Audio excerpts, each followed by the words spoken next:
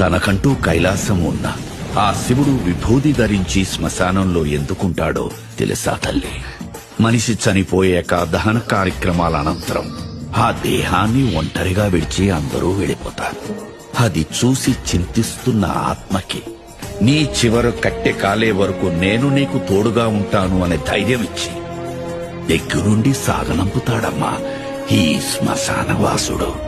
మరణంలో తోడుండే ఆ మహాశివుడు తన ప్రియ భక్తుడు ప్రాణాలు తీసుకెళ్లడానికి యమధర్మరాజు వచ్చినప్పుడు మార్కండేయుడు మృత్యుంజయ మంత్రం జపిస్తూ అక్కడున్న శివలింగాన్ని కౌగిలించుకున్నప్పుడు అదే శివలింగం నుండి ఉగ్ర రూపంలో వచ్చి మృత్యుదేవతకే మృత్యు చూపించి మార్కండేయుడు ప్రాణాల్ని కాపాడిన మహామృత్యుంజయుడమ్మా. గంగ ఉధృతంగా భూమిపైకి ఎగసినప్పుడు ఈ భూప్రపంచం ఎక్కడ తల్లడిల్లిపోతుందో అని ఆ గంగని తన జటాజూటాలలో బంధించి ఈ భూమండలాన్ని కాపాడిన జటాధరుడమ్మా ఈశ్వరుడు.